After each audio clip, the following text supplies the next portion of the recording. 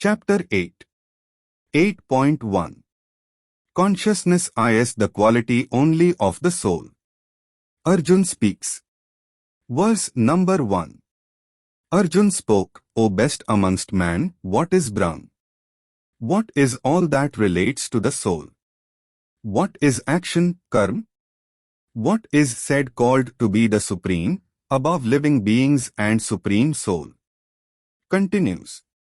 To answer Arjun's queries so that Arjun is able to be fully prepared consciously and emotionally to fight with full skill and vigor. The aspects about the Brahm Ishwar have been stated inter alia in Shlok numbers 10 of chapter 3, 6 of chapter 4, 14, 15, 29 of chapter 5 and most of chapter 7. The aspects about the soul self have been stated inter alia in Shlok numbers 12, 14, 16, 24, 25, 29, 30 of chapter 2, 38, 42, 43 of chapter 3, 7, 26 of chapter 5, 5, 6, 7, 10, 14, 29 of chapter 6, 9 of chapter 7.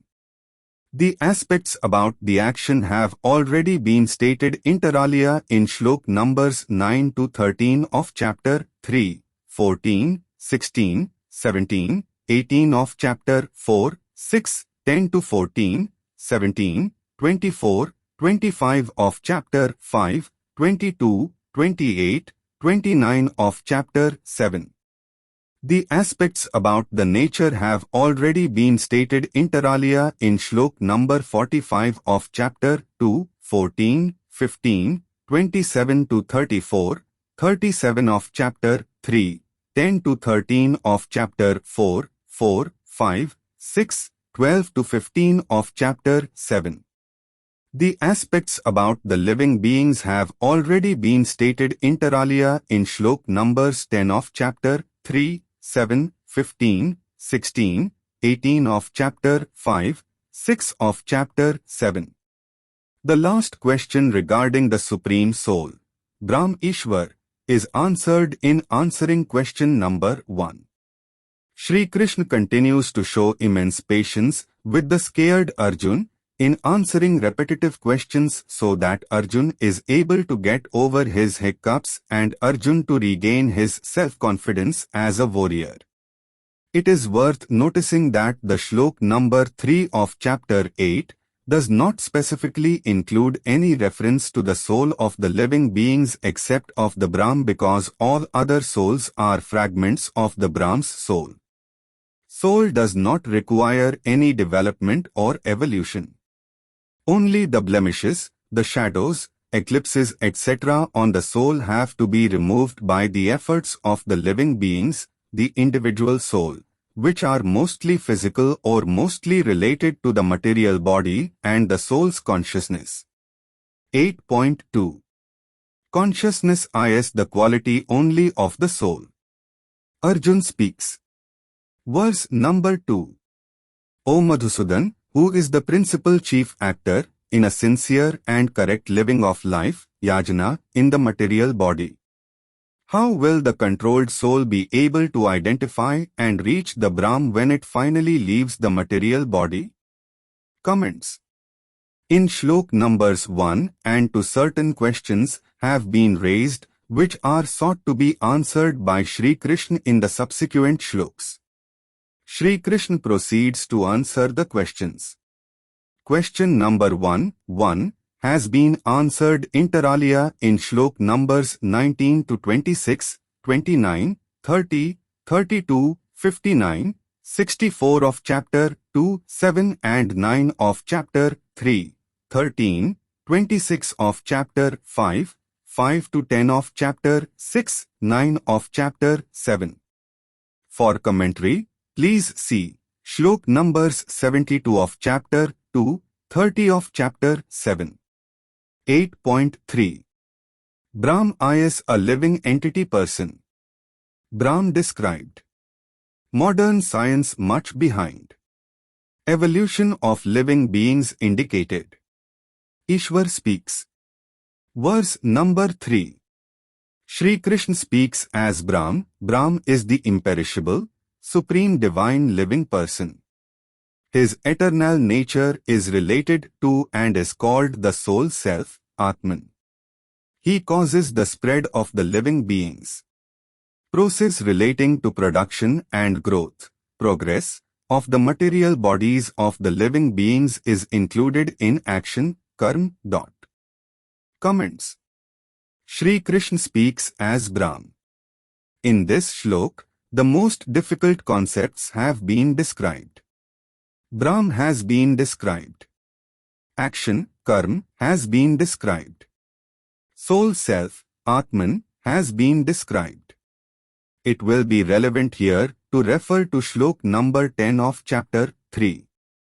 In this shlok, the Creator, Brahm Ishwar, in the beginning and in antiquity, by his well-meaning and benevolent action created the universe as also created the living beings. The Creator, Brahm Ishwar, blessed and spoke thus, in the same spirit, by your well-meaning action duty you living beings may multiply, prosper and progress and have rightful wishes achieved. Reading shlok number 10 of chapter 3 and shlok numbers 3, 4 of chapter 8 together, what Shri Krishna in the later shloks indicates is the process of evolution in the development of the creatures. Reference may usefully be made to shlok number 6 of chapter 7, where it is revealed that how the nature and living entity, soul, cause creation of living beings. In the above shlok, the question regarding action is already indicated in shlok number 10 of chapter 3.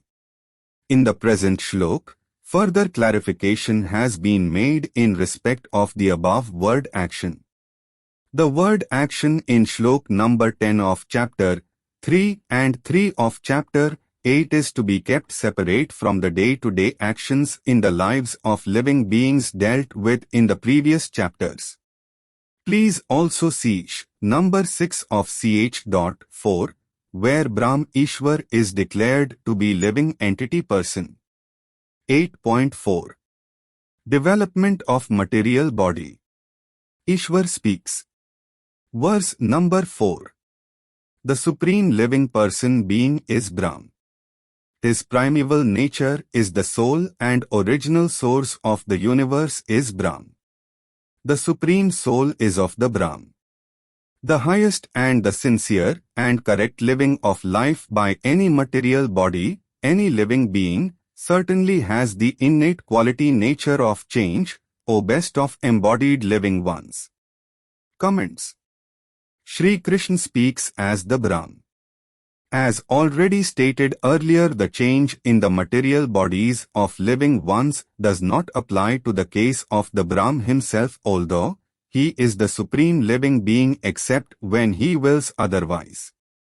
The above shlok clearly indicates the development evolution of material bodies forms. This subject has also been dealt with in numbers 6 of ch 7, 3 of ch 8, 22, 23, 27 of ch 13, 3, 4 of ch 14. 8.5. Ishwar speaks. Verse number 5. There is no doubt that the person who had remembered and practiced Brahm's teachings etc. till the time he gives up the human body and also had been practicing his teachings etc. during the short period of time till death. Comments. Shri Krishna speaks as the Brahm. Shlok numbers 5 to 8 of chapter 8 may be read together.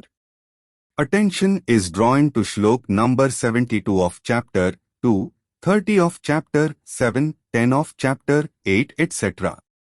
There a similar view is expressed by Shri Krishna.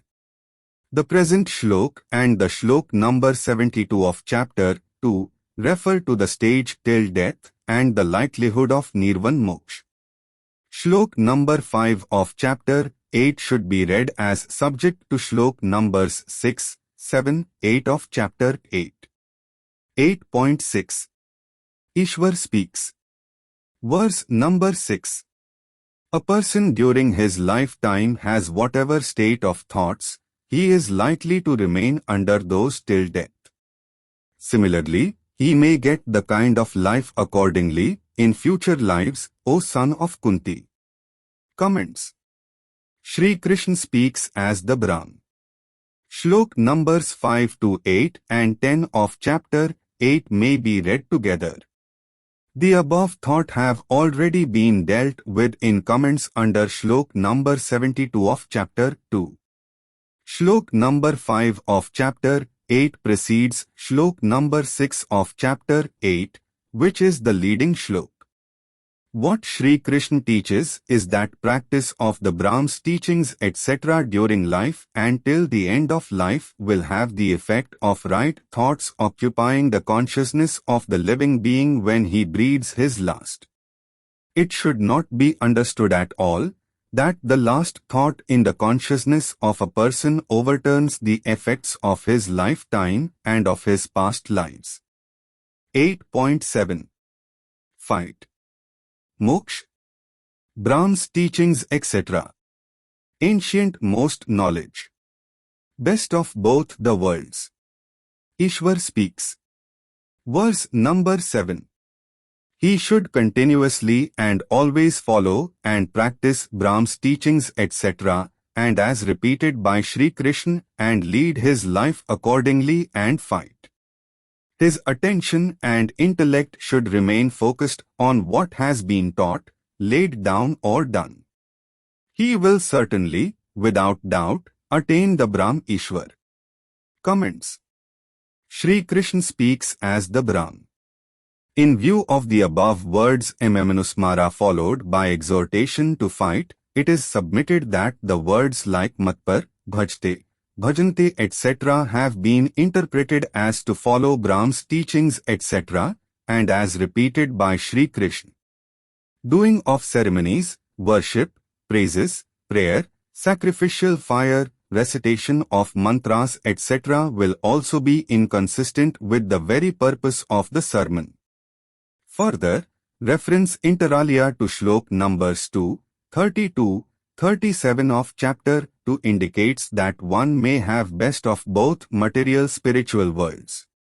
Please also see common note numbers 1 and 2. 8.8. Eternal Triad. Ishwar speaks. Verse number 8. The person who constantly and sincerely ponders over and practices the eternal triad, Avyayam Yogam, as part of Brahm's teachings etc., consciously and does not deviate, nor follows any other course pathway, O Parth, attains the supreme divine Brahm. Comments. Shri Krishna speaks as the Brahm. The eternal triad has to have the better of the effects of the trio. 8.9. Shri Krishna speaks. Verse number 9. The maintainer, the controller of this world is ancient, more luminous than the sun, minuter than the minute, smaller than the small. He is all-knowing. His form is beyond conception and imagination. He should be the focus of attention and is beyond ignorance. Ignorance cannot touch him. Comments. Brahm's alter ego Shri Krishna speaks as the second self. Shlok numbers 9 and 10 of chapter 8 may be read together. For comments, please see Shlok number 10 of chapter 8. The above description of the Brahm is an understatement of his reality. He cannot be compared with any object, thing, living being etc. He is eternal. He is not most ancient. He is ageless. He is not a controller only. He is the creator. The entire universe is encompassed in him. At the same time, his fineness cannot be described in terms of an atom.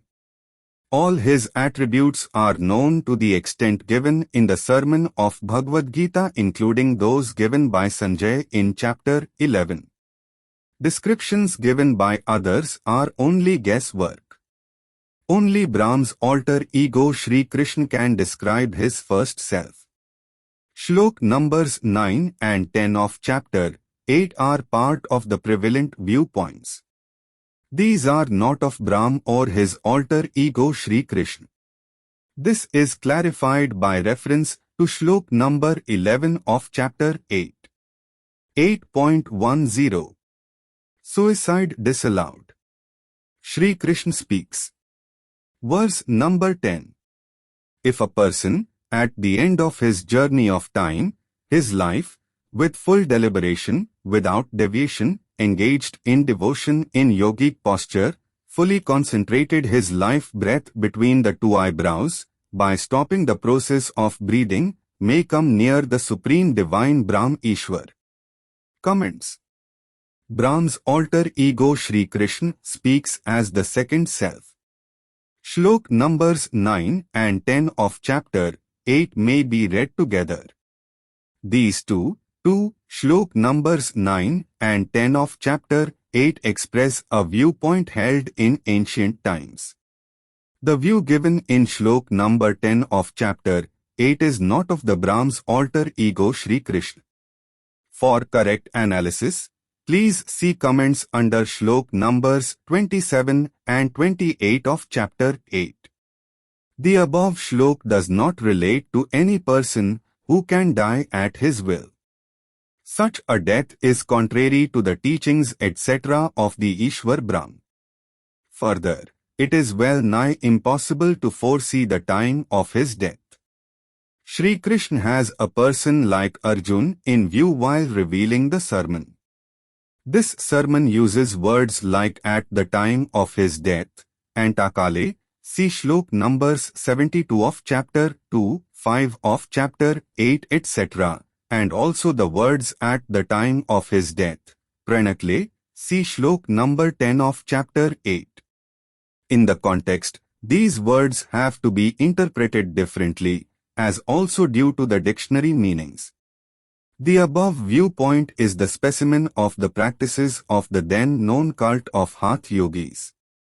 The above ways have not been approved of by the Brahm, and Sri Krishna as the same are against the long-range interests of any society. In modern criminal laws, the above yogic posture tantamounts to an attempt to commit suicide. 8.11. Sri Krishna speaks. Verse number 11.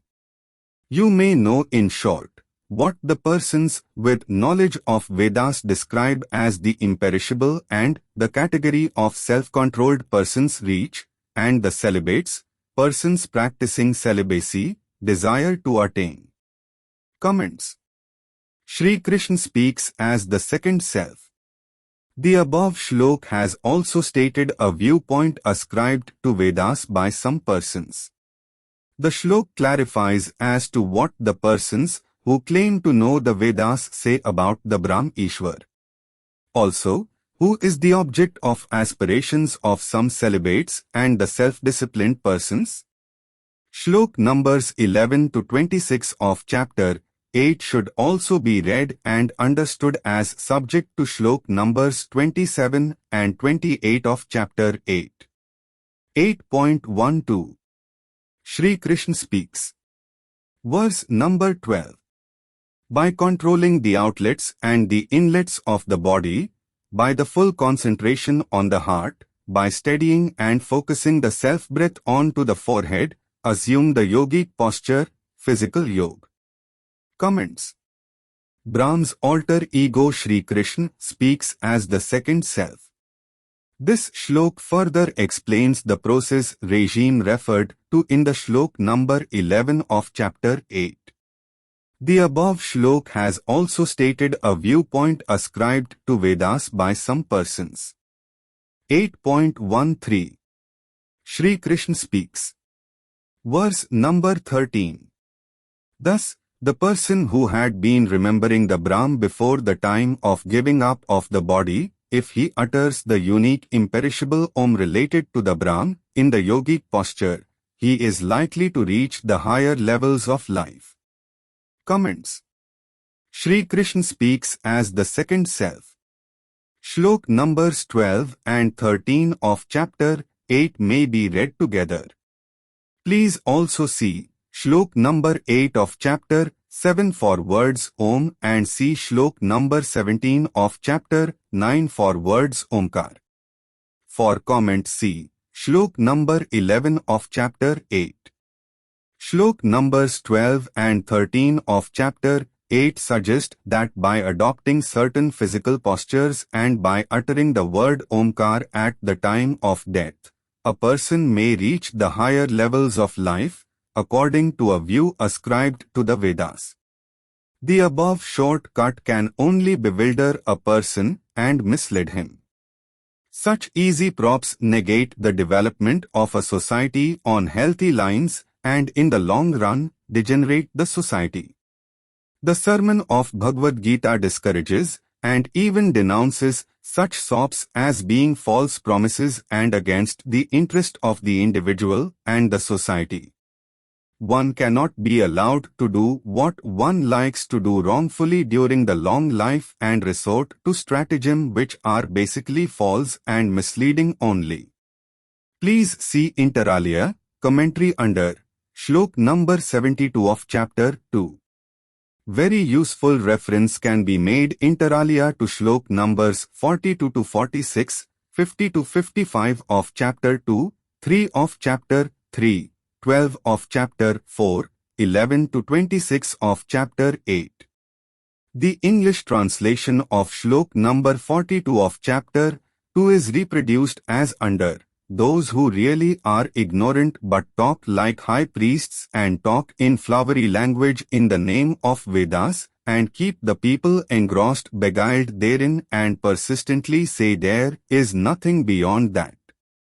8.14 Shri Krishna speaks. Verse number 14.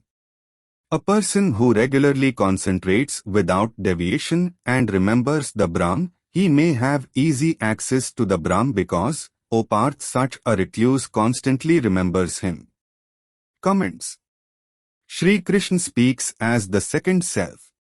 The above shlok has also stated a viewpoint ascribed to Vedas by some persons. This is not the view of the Ishwar Brahm given in this sermon. It may be clearly understood that the sermon of Bhagwat Gita has repeatedly taught that a person should live by correct action. Please see inter alia, Shlok no. 39, to second part thereof, 48, 50 of chapter 2. Mere adoration of the Brahm or speaking his name repeatedly or the like are not considered enough at all by the sermon of Bhagwat Gita. Please see inter alia, numbers 49 of ch.2, 3 of ch.3, 48, 53, 54 of ch.11, 25 of ch.17. In the above shlok, the word yogina has been used to mean a recluse in the conventional sense of a person who has given up worldly life and has retreated to the forests or the mountains, etc. The eternal triad has to have the better of the effects of the trio. 8.15 Individual pain may exist. Life and earth not miserable compulsively. Shri Krishna speaks. Verse number 15. The great souls who reached sublimated levels may reach higher levels, category, of life. They may attain the Brahm Ishwar and not take rebirth on the place where life is finite and may have pain suffering. Comments. Shri Krishna speaks as the second self. The above shlok refers to a place which may have a finite impermanent lifespan and where pain suffering exists. The above shlok also stated a viewpoint ascribed to Vedas by some persons. The view in the above shlok does not accord with the teachings of the Bhagavad Gita and is therefore not correct. It is also to be kept in view that this sermon in the previous chapters has repeatedly required the living beings to follow Brahma's and his alter ego Sri Krishna's teachings etc. with the object of developing self-control and self-discipline by properly informing oneself by correct knowledge, Jnana Yoga, applied intellect, Buddhi Yoga, including rationality, Sankhya, leading ultimately to correct action, Karma Yoga, triad. In this process, feeling of grief, sorrow, or feeling of pain, suffering is dependent on self-control largely. In the above shlok, it is not said that this earth has innate or inherent qualities, conditions causing grief, sorrow, or pain, suffering. Even the three effects caused due to nature, namely, 1. The fruitive goodness, Sattva, 2. The fruitive keenness, Rajas, 3. The fruitive ignorance, Tamas, the trio, generally denoted by the word illusion, delusion, Maya, are subject to control. Therefore, it will not be correct to say that this earth or life on this earth is necessarily one of grief, sorrow, or of pain, suffering. However, an individual may have pain etc., and a particular household or an area on the earth may have suffering due to karmic etc. effects. But the facts show that by and large, the living beings on the earth can be more contented and happier if this sermon is followed. The first part of the above shlok number 15 of chapter 8 refers to progression of an individual from a higher planet to a still higher planet or merger with the Brahm. The sermon of Bhagwat Gita repeatedly stresses that one has to return to the earth from all planets including the Brahm's place. The earth is the only springboard from which a person may go to different levels, right up to the Brahm's place, and will have to come back to the earth after the predetermined duration of the stay. It is only on the merging with the Brahm that a person does not take a rebirth. Further, the view set out in the above shlok does not accord inter alia with shlok numbers 9 to 13 of chapter 3, where the Ishwar, the Brahm, blessed our distant ancestors on this earth in this way. In the same spirit, by your well-meaning action duty you living beings may multiply, progress, and have rightful wishes achieved. The eternal triad has to have the better of the effects of the trio. 8.16 Merger with Brahm, no rebirth. Back to the earth. Sri Krishna speaks. Verse number 16.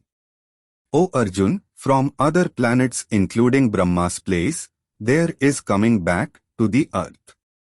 But those who achieve the Brahm, there is no coming back, no rebirth prescribed, O son of Kunti.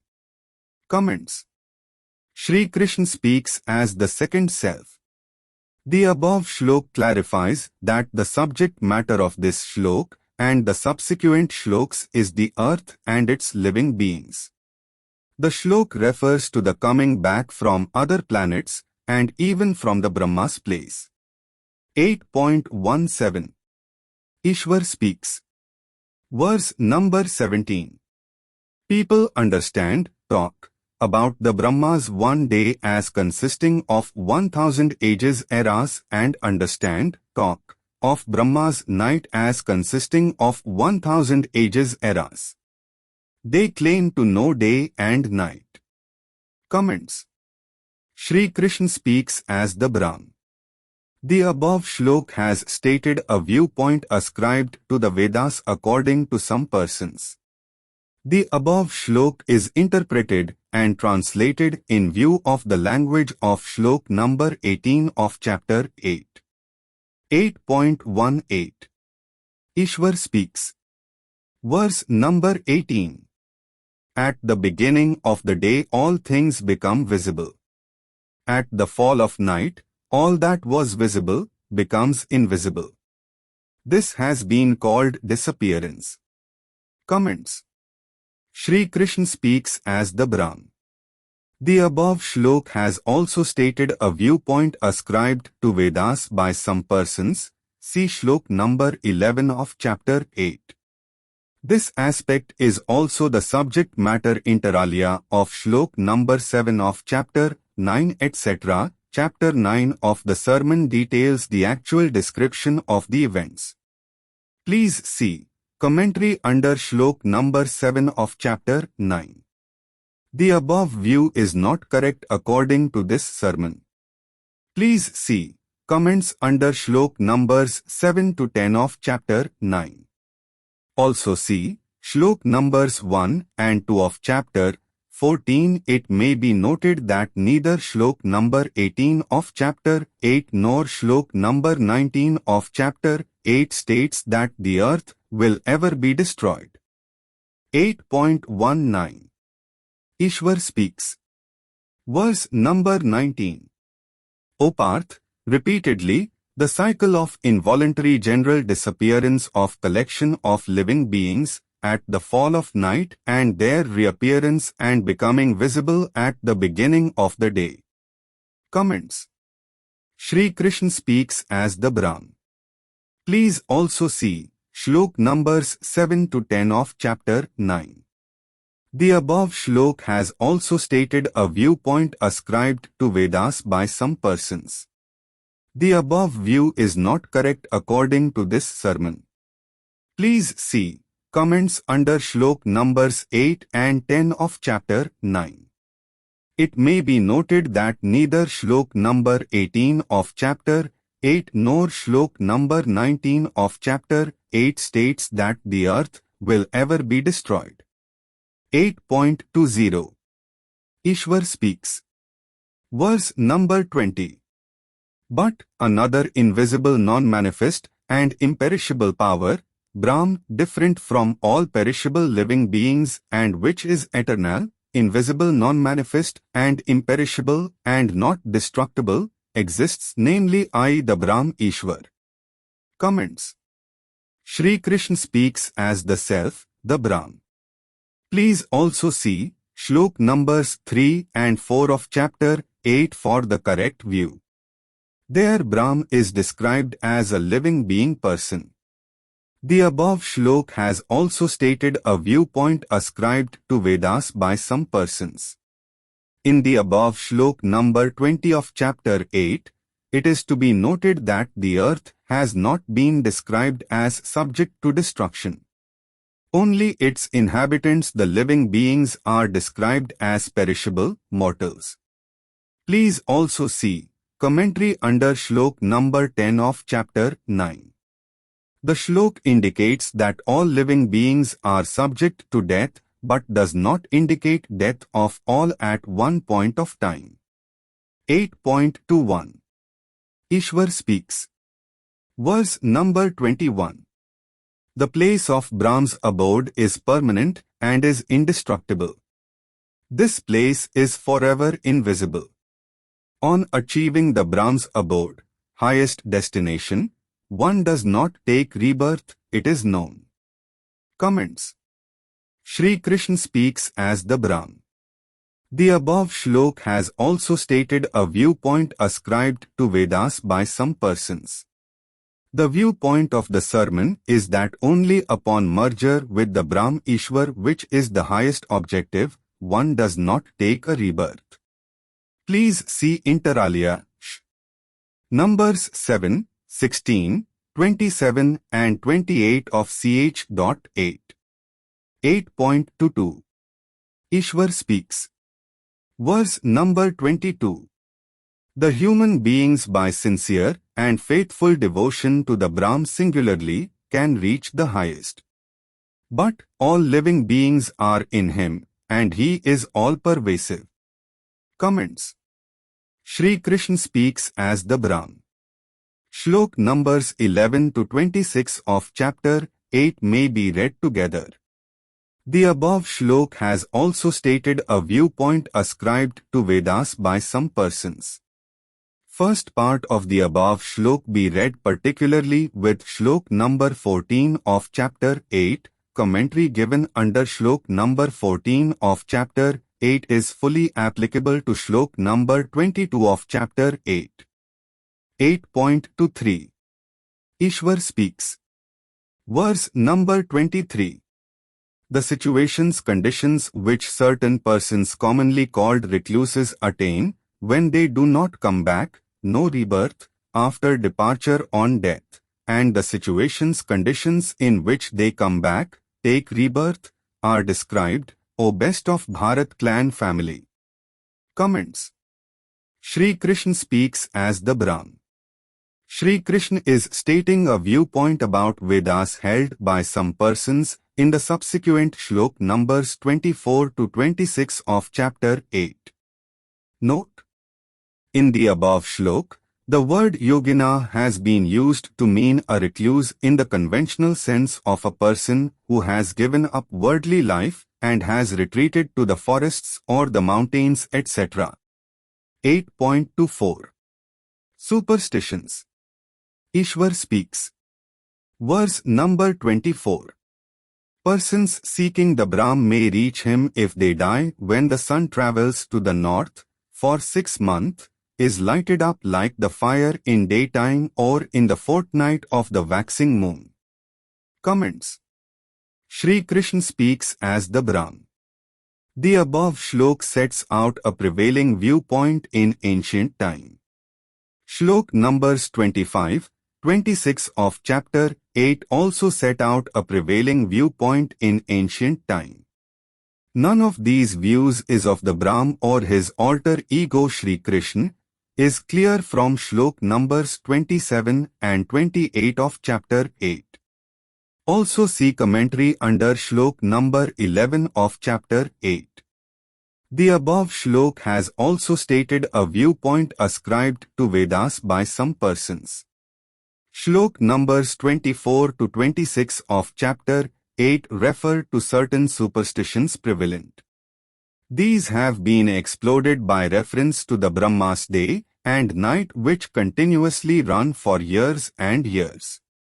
There is no possibility of any night for years and years. Similarly, there is no possibility of a day for years and years. Note: in the context and in continuation to shlok number 15 of chapter 8 onwards, the word Jagat necessarily means the earth. 8.25. Superstitions. Ishwar speaks. Verse number 25. Other recluses persons, who die, when sun travels to the south, for 6 months, in the light of the waning moon and at night, come back take rebirth. Comments. Shri Krishna speaks as the Brahm. The above shlok has also stated a viewpoint ascribed to Vedas by some persons. See shlok number 11 of chapter 8. Shlok numbers 24 to 26 of chapter 8 refer to certain superstitions prevalent. These have been exploded by reference to the Brahma's day and night which continuously run for years and years. There is no possibility of any night for years and years. Similarly, there is no possibility of a day for years and years. In the above shlok, the word yogi has been used to mean recluse in the conventional sense of a person who has given up worldly life and has retreated to the forests or the mountains, etc. 8.26. Superstitions. Ishwar speaks. Verse number 26. One view is that those who die in the fortnight of the waxing moon do not come back, no rebirth to the earth. The other view is that those dying in the fortnight of the waning moon come back, take rebirth to the earth. Comments. Shri Krishna speaks as the Brahm. Shlok numbers 24 to 26 of chapter 8 may be read and understood as subject to shlok numbers 27 and 28 of chapter 8. The above shlok has also stated a viewpoint ascribed to Vedas by some persons. See shlok number 11 of chapter 8. Shlok numbers 24 to 26 of chapter 8 refer to certain superstitions prevalent. These have been exploded by reference to the Brahma's day and night which continuously run for years and years. There is no possibility of any night for years and years. Similarly, there is no possibility of a day for years. Note: in the context and in continuation to Shlok number 15 of chapter 8 onwards, the words Jagat necessarily means the earth only. 8.27 Do your duty. Fight. Ishwar speaks. Verse number 27. A man of correct action, perfect stoic, Karm Yogi, knows these, but is not bewildered, O Parth. Therefore, Arjun should at all times and periods sincerely follow the teachings etc. of the Brahm and Shri Krishna and discharge his duties as a man of correct action, perfect stoic, Karm Yogi. Comments. Shri Krishna speaks as the Brahm. Shlok numbers 27 and 28 of chapter 8 may be read together along with Shlok number 3 of chapter 3.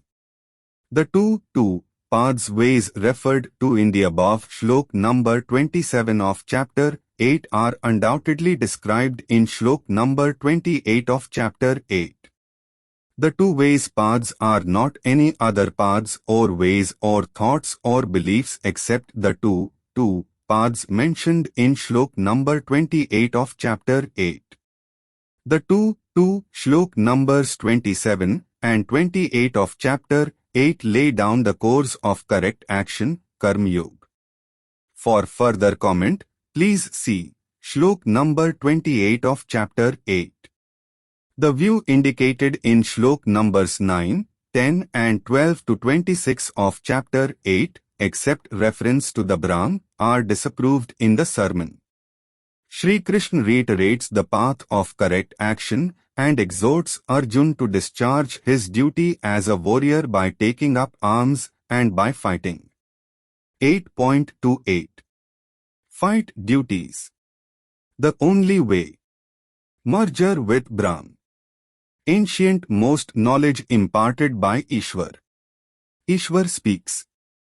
Verse number 28. A man of correct action, perfect stoic, Karm Yogi, who performs his duties surpasses the claimed holy benefits results of twisted study of Vedas, fruitive sacrificial fire, Havan, fruitive austerity, harsh severe practices, and certainly the fruitive charities. Knowing all this, such a man of correct action, perfect stoic, Karm Yogi, reaches the highest place of their origin, merge with the Brahm. Comments. Brahm's alter ego Shri Krishna, the second self speaks as self, the Brahm. The Shlok clearly lays down what has been stated about the man of correct knowledge, Jnana Yogi, man of applied intellect including rationality, Sankhya, Buddhi Yogi, and the man of correct action, Karm Yogi, in the earlier chapters.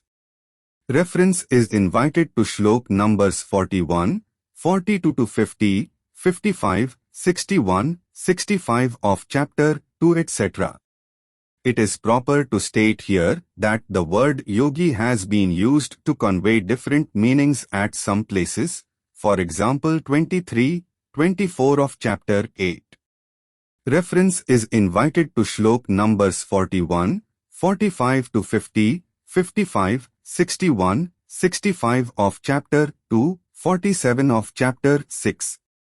This Shlok reiterates the basic philosophy of the Bhagwat Gita of action by a man of correct action, Karm Yogi, and negates the so-called, claimed, benefits of twisted study of Vedas, fruitive sacrificial fire, Havan, fruitive austerity, harsh severe practices, and the fruitive charities etc. According to the above Shlok, the first principle that is laid down is that there is really no comparison between performance of one's own functions, duties in accordance with the teachings etc. of the Brahm and Shri Krishna on one side and twisted study of Vedas, fruitive sacrificial fire, Havan, fruitive austerity and the fruitive charities etc. on the other.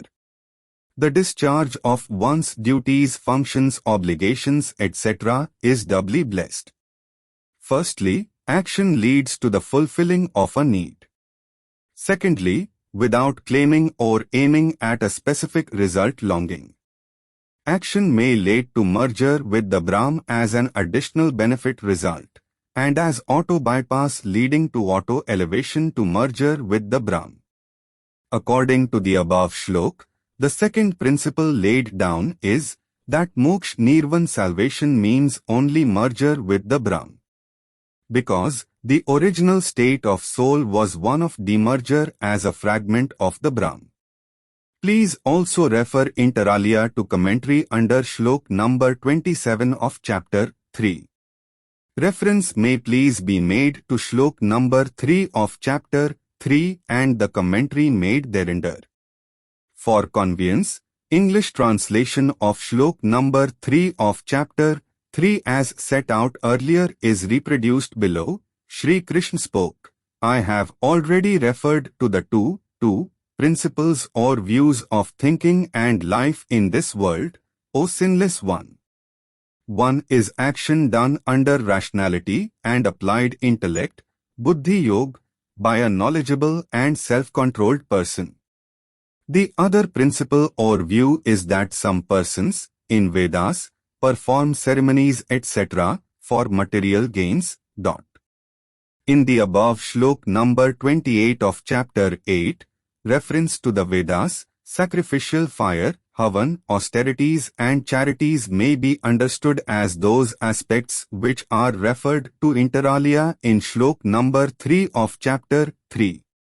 It is necessary and proper to remind ourselves that the knowledge imparted in chapters 2 and 3 of Bhagwat Gita and its different aspects repeated elsewhere in the scripture are described in shlok number 1 of chapter 4 and the English translation thereof is reproduced below.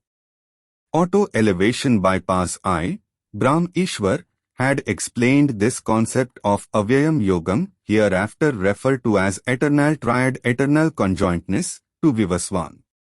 Vivaswan explained this concept of. Therefore, no other knowledge on the subject matters can be older than what is revealed in Bhagavad Gita.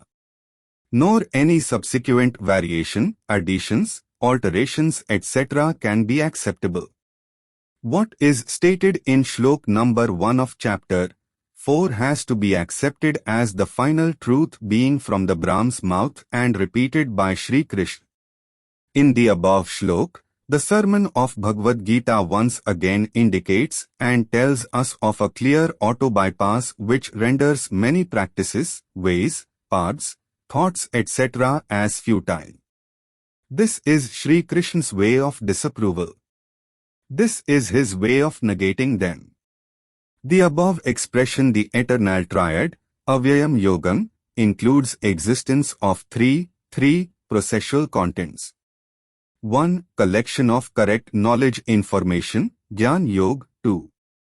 Correct analysis with rationality, Sankhya. Correct decision as part of correct analysis, applied intellect, Buddhi Yoga. And 3. Preparation and taking of correct action, Karma Yoga. It may be clarified that the nucleus of the ancient most knowledge imparted by Ishwar Brahm himself is contained in chapters 2 and 3 of this sermon of Bhagavad Gita. This is the only route to merge with the Brahm. There is none else laid down in this sermon. This is the only way to live life. None else is laid down in this sermon. It is proper to notice that so far in Bhagavad Gita, there is not a whisper in favor of bhakti by way of recitation of mantras, hymns, ceremonials, worship, praises, fasting, austerities, harsh severe practices, personal discomfiture, severe penance, etc. The eternal triad has to have the better of the effects of the trio, fruitive goodness sattva, fruitive keenness rajas and fruitive ignorance tamas.